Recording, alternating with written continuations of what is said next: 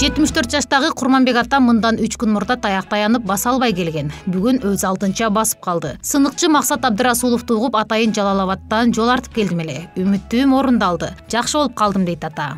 Жан башымды чыгарып алып, жана таяк менен таянып келдим эле. Азыр басып калдым. Чынын айтыш керек да. Келгенден кийин ошол душка түшүрүп, жанагындай электрон немеси бар экен, терлете турган. Ошого түшүп, мындай көз шалып алып терлетти. Андан кийин массаж кылып бар жокторду көрүп укалап, андан кийин иглотерапия, жанагындай банка койду. Ошо мен түзүкмүн, Кудай кааласа. Жакшы. Ыраазымын. Жакшы. Жакшы карашып атат. Жатаканасы бар экен, жатакана берди. Тамак аш кылсаңыз газы бар экен, плиталары бар экен. Ошол жерде жатабыз. Балам экөөбүз келгенбиз.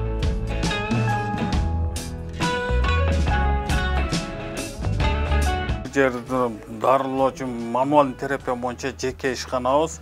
Бул жака келгенде бизде пациенттер биринчи очередде кирип келгенде эле консультация кылабыз, кайсыл жагы ооруйт, эмне болуп ооруп атат, грыжасы барбы, протузия барбы, ошонун баардыгын мен бул жерден биринчи текшерип көрөмүн, омурткаларды кармап туруп, давление кандай болуп чип келип атат, сахар барбы, өпкө, боор, жүрөк, ашказан ооруп атат, ошонун баардыгын мен омуртка аркылуу билип, көрүп, айтып бергенден сырткары анан лечение кылабыз дей турган болсо, андан кийин биринчи очередде биз душка түшүрөбүз, адамдын болгон организмин тазалатып, бул жакка алып кирип душка түшүрүп, душтан жуундуруп, тазалап бүткөнүбүздөн кийин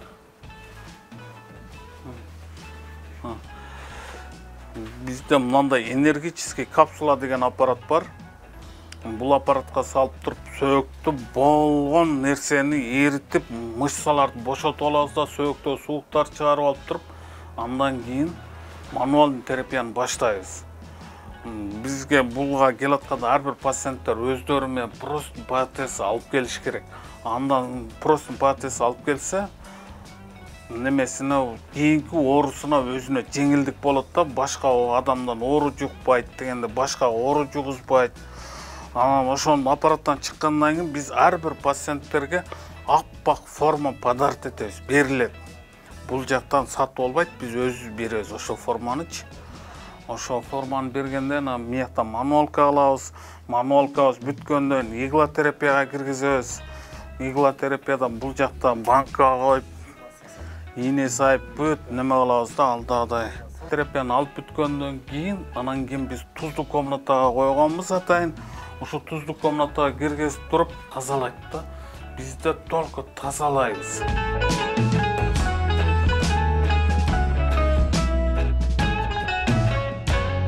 Бул жерде нерв тамыры кысылып калгандыктан, седалищный нервге кичине неме болуп калып туруп, бутуна канды жакшы өткөрбөй калып атат да, буттун талыбы ооруп аткан, ошодон келип чыгып атат да. Ошону лечение кылып атабыз азыр.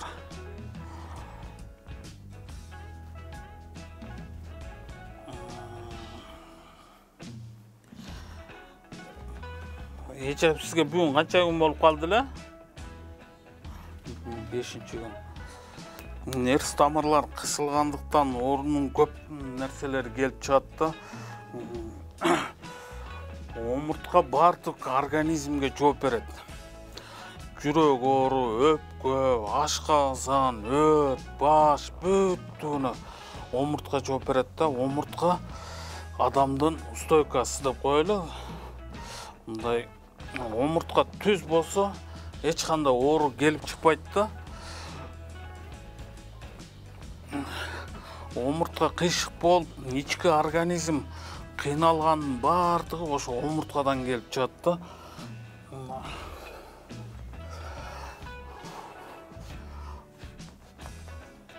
Кандар өтүп, неме болуп турса эле, адамзат эч качан оорубайт. Биринчи очередде эле биз эмне үчүн омуртканы карайбыз. Омуртканы караганда ички органдарга питание жакшы берилип турса, давление көтөрүлбөйт, сахары көтөрүлбөйт, аябай жакшы неме болот да. 10 жылдан бери сыныгчы болуп иштеген Максат Абдырасуловдун айтымында мануалдык терапия булчуңдарды, омуртканы, омуртка аралык дисктерди, муундарды кол менен терең изилдөө, кысылган нервтерди жок кылууга, омурткадагы мобилдүүлүктү калыбына келтирүүгө жардам берет. Биз основной грыжа боюнча дарылайбыз. Омурткада грыжаларды дарылап, ошол боюнча иш алып барабыз. Давлениясы барлар келет, инсульт алгандар келет, аябай. Мен практикаман 15 мм грыжаны уже операция эле болот, башка неме болбойт дегенди уже айыктырдым.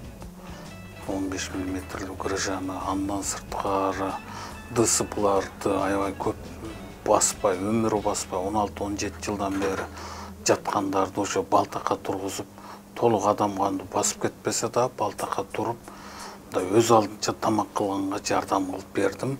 Андай адамдар көп, ДСПлар. Аларды бирок мен бекер лечение кылам да ДСПларды. Колдун учун мен сезүү органдары мен айтып бере алам. Грыжа бар экен. Мен грыжа бар экен деп эле баардыгын эле грыжа кыла бербем. Анткени бар болсо да жашырганга аракет кылып, протуз экен, нерв тамырлар кысылып калыптыр деп көбүнө ошондой неме кылып айтам.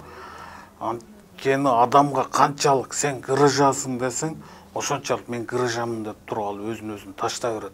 Грыжа болуп турган адамда сен грыжа эмессиң, сен Кудай буйруса айыгасың десең, өзүнө мындай күч чогултат дагы, кандай адам болбосун грыжадан айыгат. Грыжа болуп ооруган адам өзү сезилип баштайт.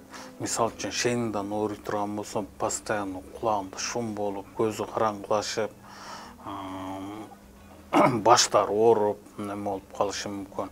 Груднойдон ооруй турган болсо, жүрөк, өпкө, ошонун органдары кысылат, оорутат.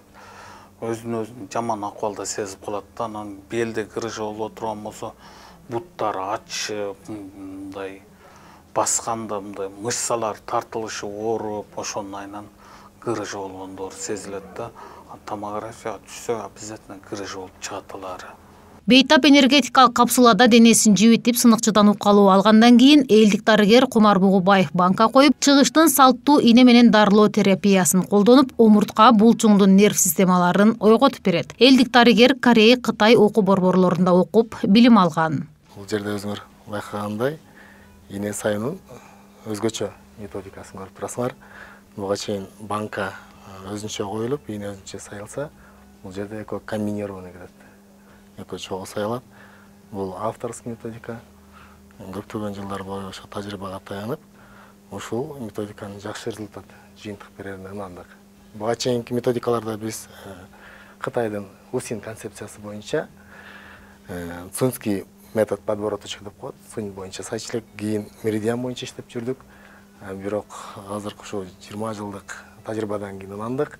Батыш менен мына Европа экону бириктириш керек экен.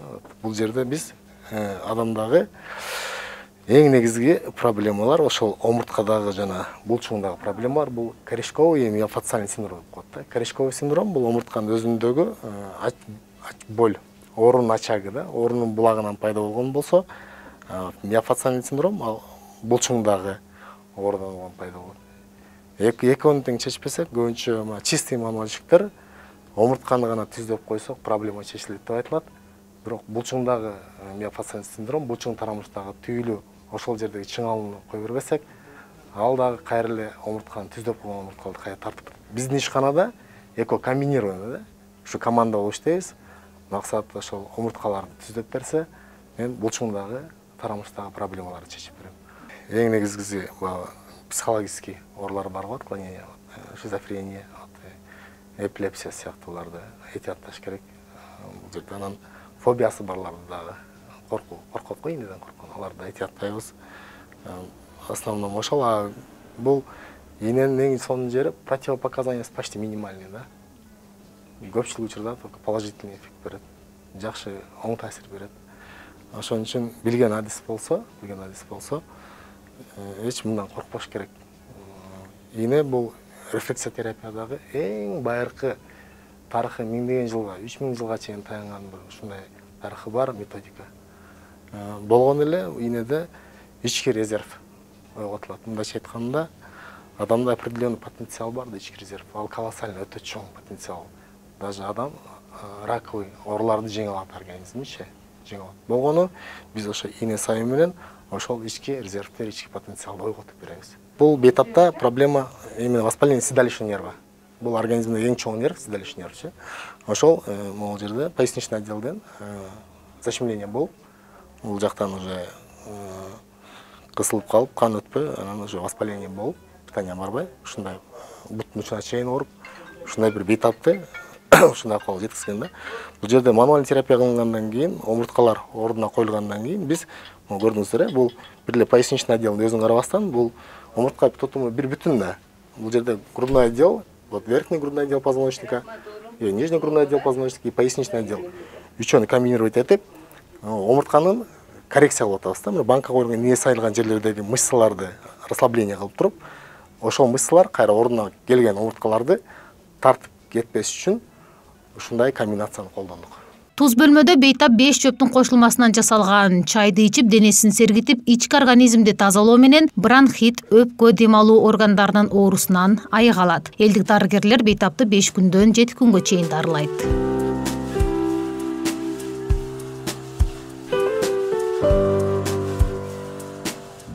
Саламатсызбы апа? Саламатсызбы. Сиз бул жакка кайсыл жактан келдиңиз? Каяктан угуп келип калдыңыз? Нарын облусунун Актала районунан келдим. Белим, бутум ооруп, оор эле акыбалда келгем.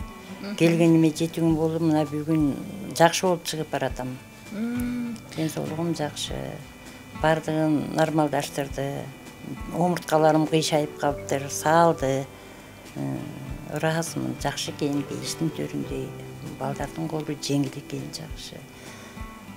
Баса албай келдиңиз эле, басып калдыңызбы? Бастым, жакшы болуп калдым, абдан жакшы болуп калдым. Дарылоо кандай жүргүзүлөт экен? Эмне кылып атышты сизди? Биринчи жолу душка киргизди, анан энергетический капсула дейт, ага бардым. Андан кийин массажникке бардым, андан кийин жана игла терапиясына барып, ушундан дарыландым 6 күн. Анан тузга кирип чыгып аттым. Абдан жакшы сергип калдым. Бар лечениялар абдан жакшы экен. Условиясы да жакшы экен. Бардыгы талапка жооп бергендей жерди экен. Максат, Курман, Камила, силерге чоң рахмат. Ушу жерден бакырап кыдырдарып, барыңар иштеген ишиңерден баартап, колуңардын эми көбөйүп, заманыбыз тынч болсун, ушундай элге спасаскан ак бейли жакшы гастопроф болуп жүрө бергиле. Айтқаныңыз келсин.